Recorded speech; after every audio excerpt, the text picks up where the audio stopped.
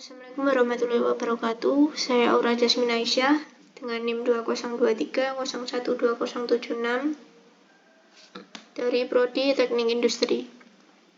Saya akan mempresentasikan analisis dan pengendalian biaya dari usaha yang saya pilih, yaitu gula Jawa jahe.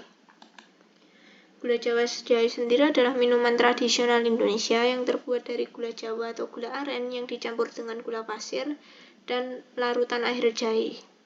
Minuman ini memiliki rasa manis khas dari gula Jawa yang dipadukan dengan sensasi hangat dan pedas dari jahe. Gula Jawa jahe sendiri sering dikonsumsi untuk menghangatkan badan, melegakan tenggorokan, dan mengatasi masuk angin. Lalu proses produksi singkatnya sendiri, ada yang pertama pengadaan bahan baku, yang kedua adalah proses pencampuran semua bahan baku sesuai proporsi yang sudah ditentukan. Lalu selanjutnya adalah proses pencetakan setelah semua bahan baku dicampur, dan yang terakhir proses pengemasan gula Jawa jahe yang sudah jadi ke dalam kemasan yang sudah ditentukan. Pemasaran produknya sendiri, produksi gula Jawa jahe ini didistribusikan ke pasar lokal, supermarket, dan toko-toko online. Sistem distribusinya bisa menggunakan kendaraan pribadi dan jasa pengiriman. Lalu ada tantangan biaya dan strateginya. Tantangan yang pertama adalah kenaikan biaya bahan baku yang tidak bisa ditentukan di pasaran. Yang kedua adalah biaya tenaga kerja yang relatif tinggi. Yang ketiga ada biaya tetap yang tinggi. Yang keempat ada fluktuasi harga pasar. Dan yang kelima adalah ketergantungan pada supplier. Ketergantungan pada supplier bahan baku dapat membuat perusahaan rentan terhadap kenaikan harga atau kekurangan bahan baku. Maka dipilih strateginya yaitu adalah diversifikasi supplier, yaitu adalah mencari supplier alternatif untuk mengurangi ketergantungan pada satu supplier. Lalu yang kedua adalah optimasi biaya, yang ketiga strategi harga, dan yang terakhir adalah pengelolaan keuangan yang baik. Lalu di sini ada identifikasi yang istilah-istilah. Yang pertama adalah flexible budget dan variance analysis. Anggaran fleksibel dan analisis variance adalah dua konsep penting dalam akuntansi manajemen yang saling terkait. Anggaran fleksibel sendiri adalah anggaran yang disesuaikan melalui tingkat aktivitas yang berbeda, sementara analisis variance adalah proses membandingkan kinerja aktual dengan anggaran. Lalu yang kedua adalah overhead variance atau variance overhead adalah perbedaan antara dua biaya overhead aktual dan biaya overhead yang dianggarkan dalam akuntansi biaya. Lalu yang ketiga adalah cost behavior. Perilaku biaya adalah bagaimana biaya berubah seiring dengan perubahan tingkat aktivitas bisnis. Ini adalah cara untuk memahami bagaimana biaya-biaya dalam suatu perusahaan bereaksi terhadap perubahan volume produksi, penjualan, atau aktivitas lain yang relevan. Lalu yang keempat ada Customer Profitability Analysis atau disingkat dengan CPA. Ini adalah metode akuntansi manajemen yang digunakan untuk mengidentifikasi dan menganalisis profit setiap pelanggan atau segmen pelanggan. Tujuannya adalah memahami kontribusi masing-masing pelanggan terhadap laba perusahaan secara keseluruhan sehingga perusahaan dapat mengoptimalkan strategi bisnis untuk meningkatkan profit. Lalu yang terakhir ada proses costing, yaitu suatu sistem akuntansi biaya yang digunakan untuk menghitung biaya produksi dalam perusahaan yang memproduksi barang secara massal atau berkelanjutan melalui beberapa tahap proses. Lalu ini terdapat data awal, yaitu volume produksinya kita memproduksi 100 kilo per hari, dan untuk sebulan yaitu 2.600 kilo per bulan dengan hari kerja 26 hari kerja. Lalu ada bahan-bahannya di sini ada gula Jawa, gula pasir, dan jahe. Dengan harga gula Jawa per kilonya 20.000, gula pasir per kilo 17.000, dan jahe per kilo 25.000. Lalu totalnya ada 62.000. Lalu untuk per hari sendiri, yaitu menghabiskan 40 kilo masing-masing, dengan total Rp2.480.000 dan untuk 1 bulan dengan 26 hari kerja menghabiskan Rp64.480.000 dengan biaya tenaga kerja yaitu 6 pekerja. Untuk pekerja produksinya sehari itu Rp100.000 dengan 4 pekerja, yaitu berarti perharinya menghabiskan Rp400.000 dan per bulan menghabiskan Rp10.400.000 dengan 26 hari kerja. Lalu untuk pekerja pengemasan sendiri ada 2 pekerja, perharinya jadi 160 dan per bulannya dengan masa 26 hari kerja yaitu Rp4.160.000 dengan total biaya yang tenaga kerja yang keluar adalah Rp14.560.000. Lalu ada biaya tetap yaitu sewa pabrik per bulan, listrik dan air, lalu gas dengan total semuanya Rp4.800.000.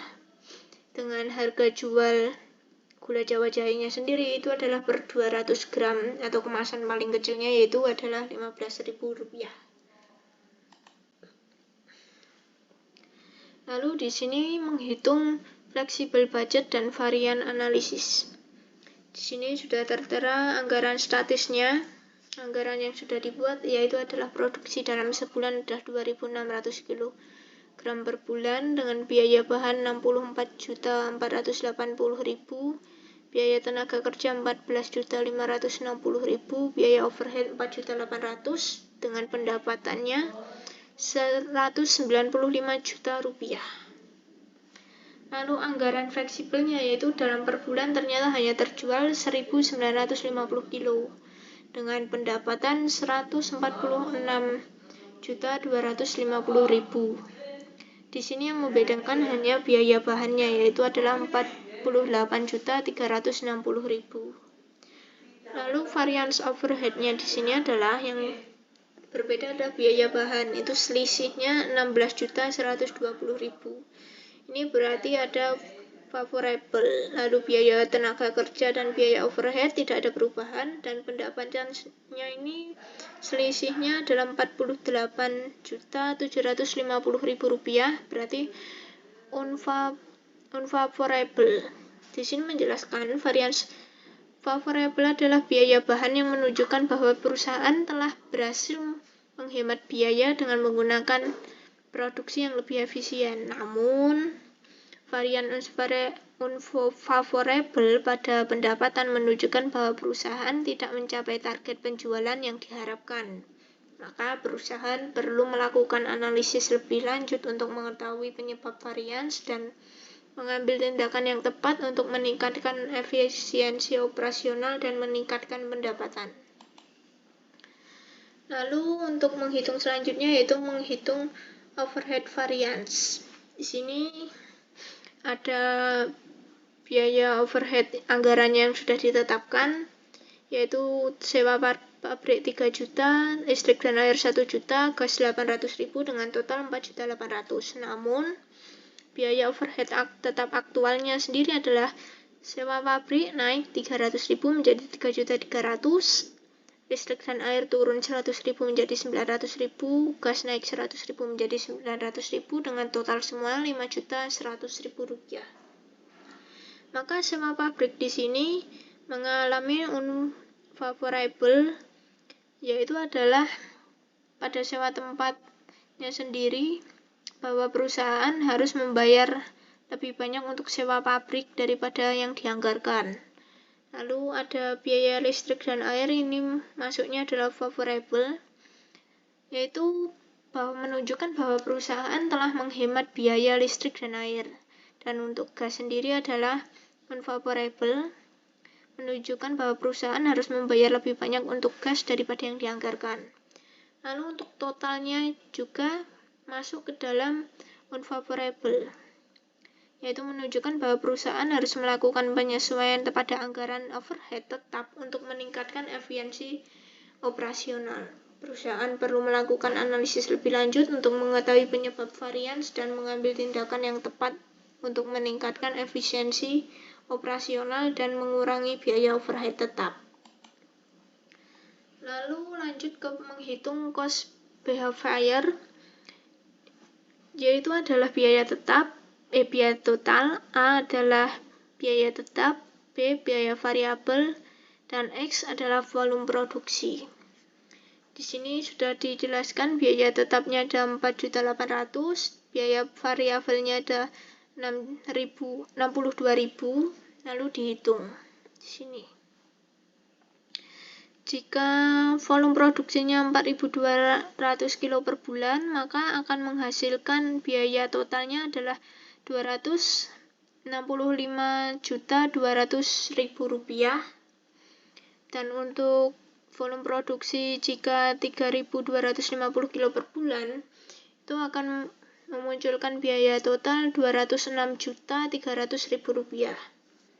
Fungsi biaya dapat membantu perusahaan estimasi biaya total pada berbagai skenario volume produksi sehingga perusahaan dapat merencanakan yang lebih akurat. Fungsi biaya juga dapat membantu perusahaan untuk mengidentifikasi biaya tetap, biaya variabel sehingga perusahaan dapat mengambil tindakan untuk mengurangi biaya yang tidak perlu. Lalu lanjut ke perhitungan customer profitability analysis, yaitu terdapat dua contoh, yaitu pelanggan A dan pelanggan B. Pelanggan A membeli dengan 100 kilo per bulan dengan diskon 5%, dengan biaya ongkos kirimnya 300.000 per bulan, lalu harga jualnya 75.000 per kilo. Berarti akan mendapatkan pendapatan yaitu 7.500.000 rupiah, dengan diskonnya sendiri ada 375.000. Biaya ongkos kirimnya 300, dengan total biaya yang dikeluarkan adalah 675. 675 ini didapatkan dari diskon ditambah biaya ongkos kirim. Lalu profitnya adalah pendapatan dikurangi dengan total biaya.